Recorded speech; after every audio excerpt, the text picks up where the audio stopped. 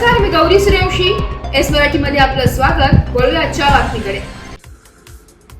सुरगाणा तालुक्यात 2 महिने संततधार पावसामुळे पेरण्या झालेल्या नाहीत.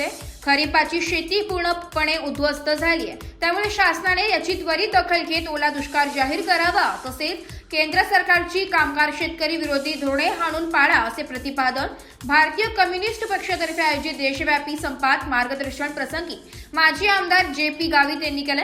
यावेळी उंबरठाण रस्त्यावर नूतन पोलीस ठाणे इमारतीजवळ रास्ता रोको आंदोलन करण्यात आलं.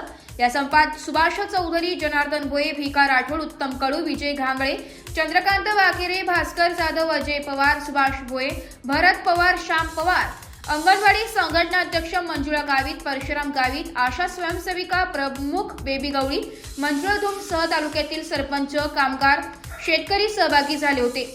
माजी आमदार JP गावित म्हणाले की केंद्र सरकारने कामगार श्रमसंहिता विरोधी केलेले 4 कायदे हे अन्यायकारक आहेत. जनसुरक्षा कायदा हा जनतेच्या विरोधात आहे. सर्वसामान्य जनतेच्या अभिव्यक्ती स्वातंत्र्यावर गदा आणणार आहे. या कायद्याने अभिव्यक्ती स्वातंत्र्य हिरावून घेतले आहे, अशी टीका त्यांनी केली आहे. या संपात कृषी विभाग, पाणी पुरवठा, जलजीवन मिशन, सार्वजनिक बांधकाम, शिक्षण, आरोग्य, एकात्मिक बाल विकास योजना, कळवण प्रकल्प कार्यालय, आदिवासी विकास योजना या बाबतीत अधिकारी यांनी आपल्या विभागाची माहिती संपर्ककर्त्यांना दिली आहे. 5 मे पासून पावसाची संततधार सुरू आहे. तलाठी कृषी सहाय्यकाने पेरणीचे क्षेत्र सर्वेक्षण करावे. खरीप हंगामात शेती केली जाते, केवळ एकच पीक घेतले जाते, याचा अहवाल शासनाकडे सादर करावा, अशी मागणी केली आहे. आदिवासी विकास विभाग व समाज कल्याण विभागाची निधी लाडक्या बहिणींना देण्यासाठी वापरला जातो.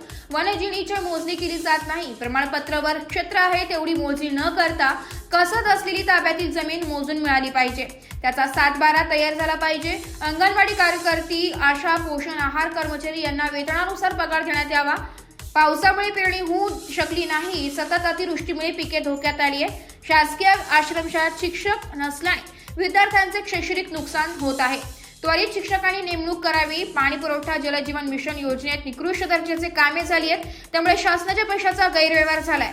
कागदोपत्रीच योजना झाल्या आहेत, त्याची चौकशी करून ठेकेदारांवर कठोर कारवाई करण्यात यावी, अशी मागणी सुभाष चौधरी यांनी केली आहे. संपात शेकडो शेतकरी, कामगार, अंगणवाडी सेविका, पोषण आहार कर्मचारी सहभागी झाले होते. कर्मचारी, तहसीलदार रामजी राठोडसह तालुक्यातील विविध खात्याचे अधिकारी उपस्थित होते. आपला म्हैसमाळ फाटा ते हस्ते फाटा ह्या रस्त्याला गाडी जाणं अवघड आहे. हे रस्ते कोणी केले?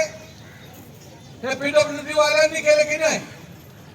त्याने इंजिनियर लोकांच्या देखरेखीखाली हे रस्ते झाले. ठेकेदारांनी ते नफा कमवण्यासाठी कसे तरी केले.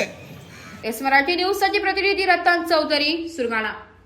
अशाच नवीन ताज्या घडामोडी जाणून घेण्यासाठी आमच्या एस मराठी न्यूज चॅनलला लाईक करा, शेअर करा, सबस्क्राईब करा आणि बेल आयकॉनला क्लिक करायला विसरू नका.